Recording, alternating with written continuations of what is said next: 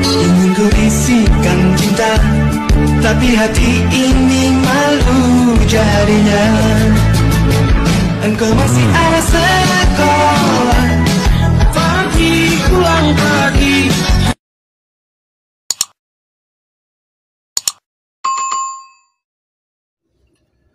Bismillahirrahmanirrahim. Assalamualaikum warahmatullahi wabarakatuh.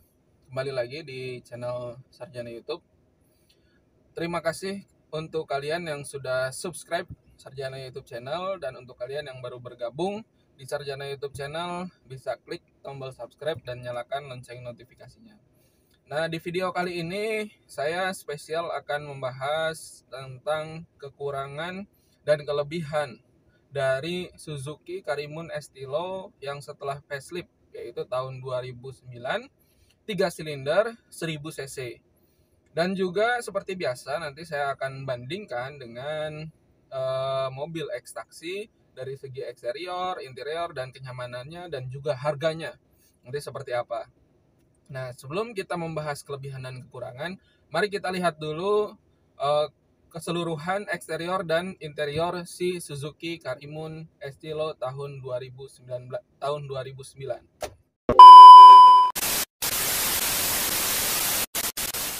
Ini dia tampak luar Suzuki Karimun Estilo tahun 2009.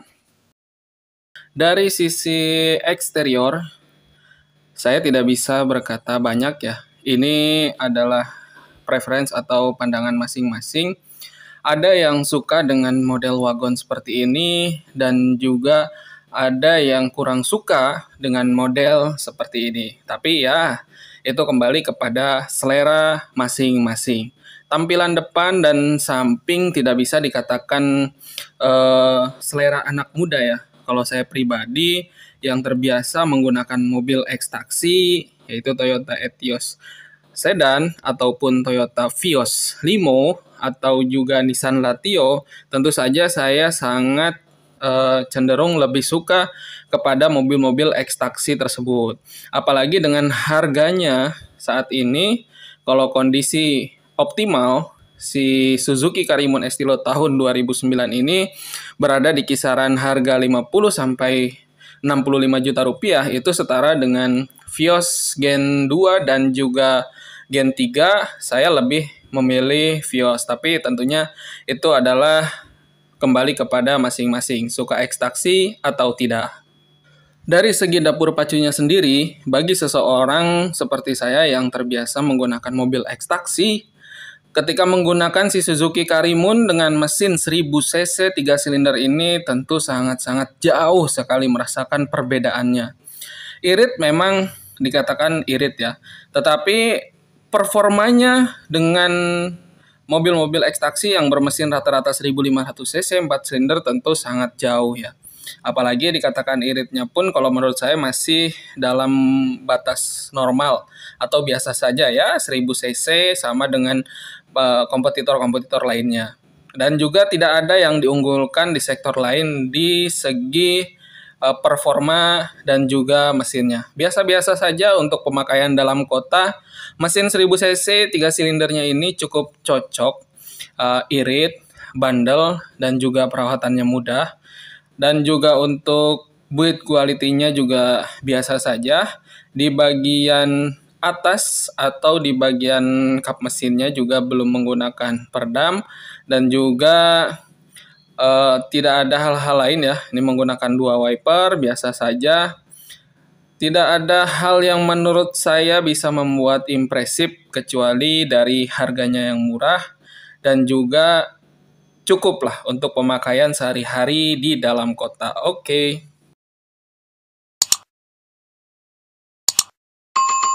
Selanjutnya kita akan melihat sisi interior dan fitur-fitur apa saja yang ditawarkan. Selain fitur-fitur standar, ada juga ini pengaturan arah headlamp ya, lampu depan. Kemudian dari tampilan dashboardnya biasa saja, ini mirip seperti Suzuki EPV kalau menurut saya. Dan penyimpanannya juga cukup banyak di bagian dashboard ini.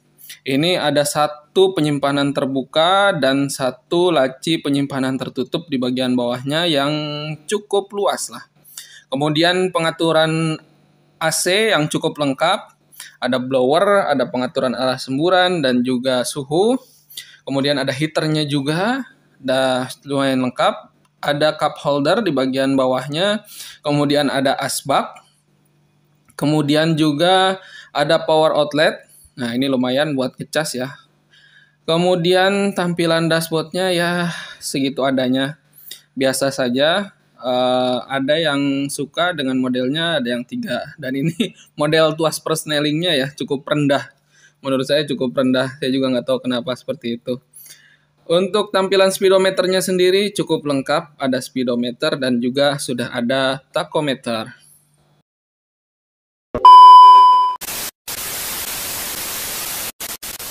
Selanjutnya kita lihat sektor sisi penumpangnya.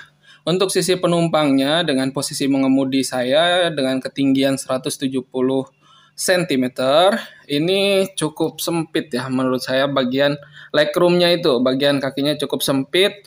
Kemudian di bagian pintu penumpangnya tidak ada door pocket, tidak ada penyimpanan apapun, tetapi ini masih sedikit terbantu dengan adanya penyimpanan di bagian belakang jok ya, masih bisa nyimpan makanan lah ya di bagian belakang. Nah, kelebihannya itu ya headroom ya.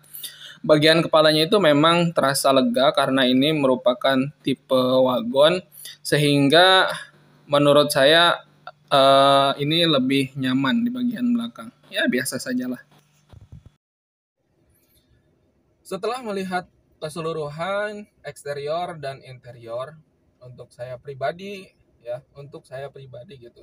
Tidak ada nilai plusnya ya. Tidak ada nilai plusnya. Ini masalah preference, ini masalah pandangan seorang. Bagi saya ya ada yang suka dan ada yang tidak suka dengan model seperti wagon ini ya. Memang diperuntukannya untuk model tersebut gitu. Ada yang suka, ada yang tidak suka, itu masalah preferensi pribadi gitu. Tapi untuk saya pribadi biasa-biasa saja gitu. Tidak bagus, tidak unik, ya biasalah gitu. Sangat tidak kaku juga, tidak ketinggalan zaman juga, cukup enak kok untuk dilihat, cukup nyaman gitu. Dengan harga segitu cukup nyaman. Nah, unit ini saya beli kebetulan dengan harga yang sangat murah ya, di bawah pasaran. Kalau pasarannya itu kan untuk si Karimun Estilo ini di rentang harga 50 sampai 65 jutaan sesuai dengan kondisi unit itu sendiri. Gitu. Nah, sebelum kita bahas kelebihan dan kekurangannya, kita coba test drive dulu. Kita coba test drive dulu sedikit. Nah, nanti sambil kita akan bahas bagaimana kelebihan dan kekurangannya. Gitu. Kebetulan unit ini sudah saya miliki kurang lebih 3 bulan ya, 3-4 bulan, dan bahkan sebelumnya saya sudah membuat video terkait dengan cara mengganti air radiator si Suzuki Karimun Estilo. Yuk kita sambil jalan, kebetulan ini jalannya sepi, sambil kita bicarakan kelebihan dan kekurangan si Suzuki Karimun Estilo.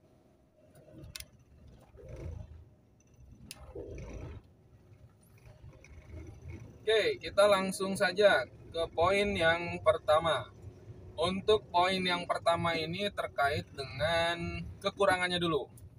Kekurangan si Suzuki Karimun Estilo. Karena menurut saya lebih banyak kekurangannya dibandingkan kelebihannya. Kekurangannya dari segi eksterior, ini tidak semua suka dengan model si Suzuki Karimun Estilo ini. Gitu.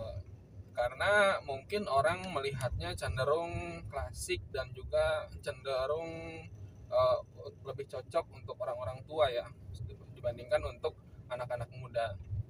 Kemudian itu kekurangan yang pertama dari segi eksterior. Jadi itu masalah preference, ada yang suka dan ada yang tidak suka. Kalau untuk saya sendiri sih biasa-biasa saja ya, karena saya tidak mengedepankan masalah tampilan. Nah, untuk kekurangan yang kedua, ini tentu saja dari sektor mesin. Dari sektor mesin, sebagaimana tadi sudah dilihat di sebelumnya ya, bisa dimundurkan untuk sektor mesin ini dapur pacunya hanya 1000 cc, 3 silinder. Khas sekali ya, khas sekali mesin 3 silindernya itu. geruduk ya, geruduk apa itu ya. Nah, agak sedikit lebih kasar lah dibandingkan mesin 4 silindernya. Kalau misalkan kita bandingkan dengan mesin 3 silinder dari kompetitornya, itu di kelas 1000 cc ada Daihatsu Ayla. Kemudian di kelas 1200 cc itu ada Datsun.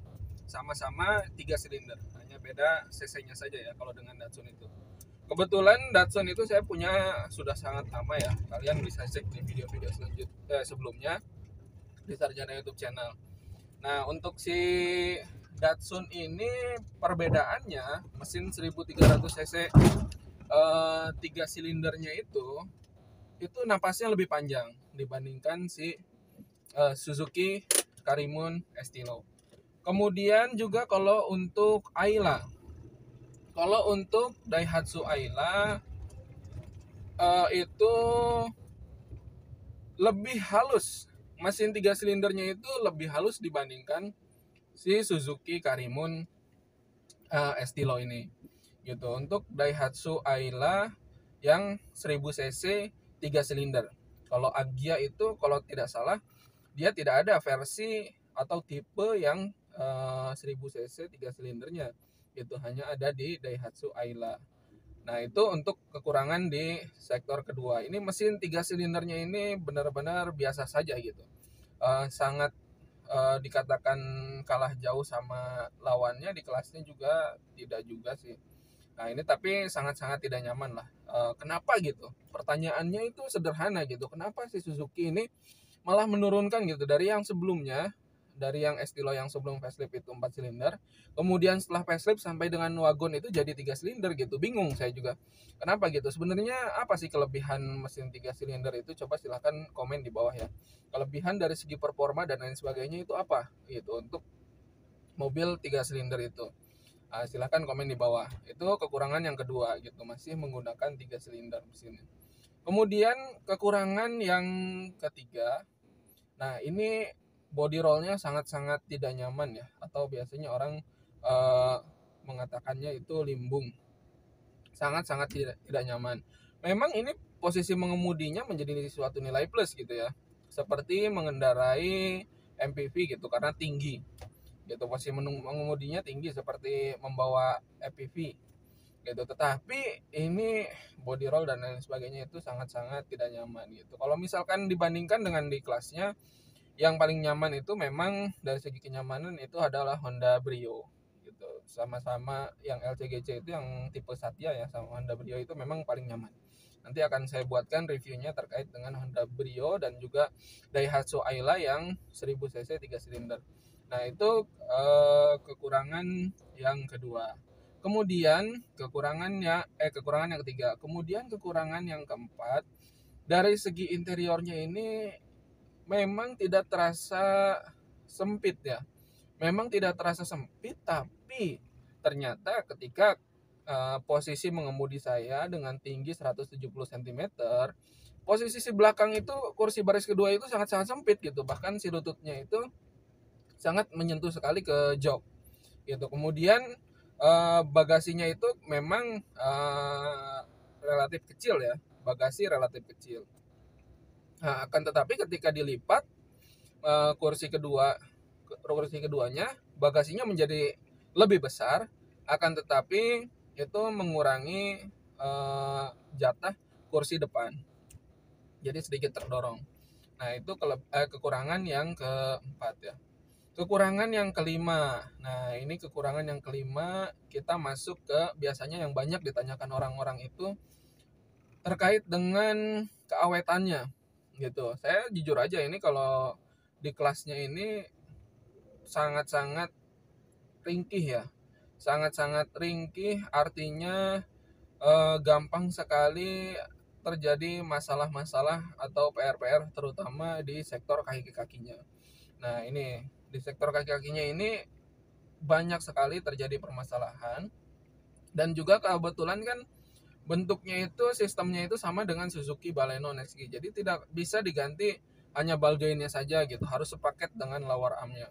Itu salah satu kekurangannya juga gitu. Kemudian kekurangan yang selanjutnya dari sektor AC biasanya itu kendalanya kalau untuk usia tahun segini itu evaporatornya sudah mulai bocor gitu. Itu tergantung perawatan sih, kembali lagi, cuma memang sering terjadi seperti itu gitu. Kemudian kekurangan yang selanjutnya yang saya rasakan sih biasa-biasa aja ya, ini nggak ada wow sesuatu yang impresif gitu, tidak ada.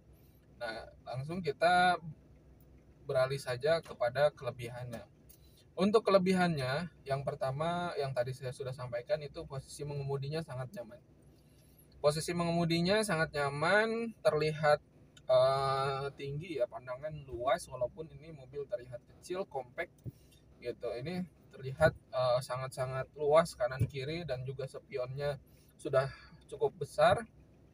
Jadi sangat pandangannya, visibilitasnya itu sangat bagus. Itu kelebihan yang pertama. Kelebihan yang kedua itu di sektor spare part. Saya tidak mengatakan bahwa spare part Toyota, Suzuki, Daihatsu itu murah gitu. Kalau yang original itu harganya tidak jauh beda. Hanya saja untuk Suzuki, Toyota, Daihatsu itu ada pilihan kedua atau ada opsi kedua atau ada KW1, KW2 dan lain sebagainya. Nah, itu yang bisa menjadi nilai plus gitu. Jadi kita bisa menyesuaikan dengan budget kita. Tidak mesti beli yang original, bisa juga beli yang KW, yang aspal. Tapi saya lebih suka daripada beli yang aspal asli atau palsu gitu, mereknya Suzuki tapi ternyata palsu, saya lebih baik yang merek benar-benar produsen aftermarket merek tersebut gitu. Contohnya saya mengganti rack steernya itu dengan merek Hacker gitu. Itu yang benar-benar memang produsen Hacker yang original, merek Hacker gitu, karena harganya lebih murah dibandingkan dengan yang original Suzuki. Itu kelebihannya. Kemudian kelebihan yang selanjutnya itu ya pasti ya, dengan mesin 1000 cc 3 silinder ini cukup cukup irit, cukup irit ya. Cukup irit, tidak bisa dikatakan sangat irit, cukup irit lah. Karena sesuai dengan kapasitas mesinnya, sesuai dengan apa yang ditawarkan di sektor mesinnya itu. Cukup irit dan cukup cocok untuk dipakai dalam kota. Saya sendiri merasakan kalau dibandingkan dengan Toyota Avanza, Toyota Etios Liva yang sudah saya pakai sebelumnya, dan juga Datsun, ini memang lebih irit. Ini memang lebih irit dari segi konsumsi bahan bakar. Kemudian kelebihan yang selanjutnya juga yang saya rasakan, ini cocok ya kalau di perumahan itu memang parkirannya sempit, ini ngepas gitu, ngepas banget. Kalau kita pakai ini tuh gampang parkirnya, enak bermanuver di jalan juga. Nah, itu menjadi suatu kelebihan gitu, bermanuver di jalan perkotaan atau maupun di jalan sempit. Ini sangat-sangat nyaman, sangat-sangat tidak mengganggu sekali. Nah, mungkin kelebihan yang lain yang saya rasakan ini memang saya belum pernah merasakan ini mobil mogok atau lain sebagainya ya. Ini cukup bandel. Untuk produkan Suzuki itu ya saya rasa cukup bandel lah. Kemarin itu saya dapatkan ini sudah rembes parah, tapi cukup diganti dengan sealnya. Nah, itu sudah alhamdulillah sekarang sudah tidak rembes lagi, sudah tidak ada netes-netes lagi di parkiran, dan juga sudah enak lagi gitu untuk larinya sendiri. Untuk kekedapan kabinnya seperti apa? Saya tidak bisa mengatakan bahwa ini kedap dan lain sebagainya. Ini biasa saja gitu, biasa saja ya, memang kelasnya mobil LCGC ya, masuknya ya seperti itu gitu. Kalau misalkan masuk ke kelas mobil hatchback, lawannya itu Jazz, Yaris, itu sangat jauh sekali gitu. Kalau yang paling enak itu memang di kelas LCGC itu saya tidak bisa pungkiri adalah Honda Brio. Itu nanti kita akan buat videonya dan juga kita akan buat perbandingannya dengan mobil-mobil yang lain. Nah, mungkin itu saja.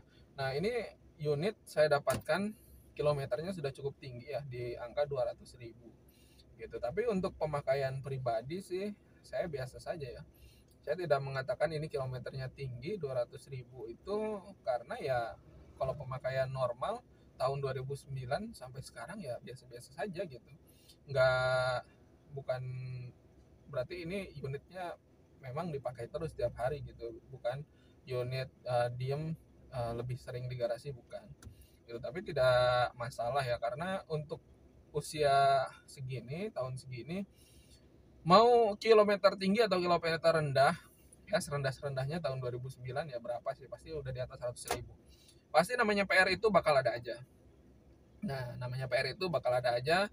Nanti saya akan membuat lengkap ya, berdasarkan pengalaman saya sendiri, berdasarkan sharing-sharing saya dengan kawan-kawan dan montir-montir dan bengkel-bengkel. Saya akan membuat full lengkap tips membeli mobil bekas yang paling lengkap ya, supaya tidak ada kebingungan gitu ketika terutama orang-orang yang baru mau membeli unit pertamanya gitu. Biasanya kan kalau orang mau membeli unit pertamanya itu banyak sekali pertimbangannya itu. Kenapa? Karena hasil tabungannya, uangnya ngepas gitu, pengen dapat unit yang bagus gitu, yang gak rewel gitu, untuk pertama unit mobil pertama yang dia miliki, dan juga tentunya nyaman untuk keluarga. Nah, itu saja mungkin dari saya kesimpulannya untuk si Suzuki Karimun Estilo facelift tahun 2009 ini, uh, untuk dimiliki cocok-cocok saja. Untuk dimiliki cocok-cocok saja, irit, bandal, spare part banyak ya, baik di online maupun di offline itu ada. Kemudian juga cocok untuk digunakan dalam kota, perkotaan. Kalau luar kota ya biasa saja lah. Untuk kecepatan tinggi di tol ya nanti kalian bisa merasakan sendiri kalau kalian memiliki unit ini gitu. Tidak bisa dikatakan nyaman juga ya, dengan posisi si unit ini tinggi itu kan. Biasanya kalau Agya, Ayla itu posisinya rendah ya, seperti mengemudikan sedan maupun Datsun. Itu adalah untuk mendapatkan stabilisasi yang optimal gitu. Jadi semakin unitnya itu tinggi, apalagi ini sektor kaki-kakinya biasa saja gitu, bahkan cenderung kurang, ini jatuhnya jadi tidak nyaman justru. Tapi untuk dalam kota ya tentu nyaman-nyaman saja ya. Untuk antar jemput anak, antar jemput istri misalkan kerja, dan juga untuk keperluan dalam kota, pulang pergi kantor, ini sangat-sangat direkomendasikan gitu. Selain dari harganya yang memang di bawah kompetitornya gitu, bahkan di bawah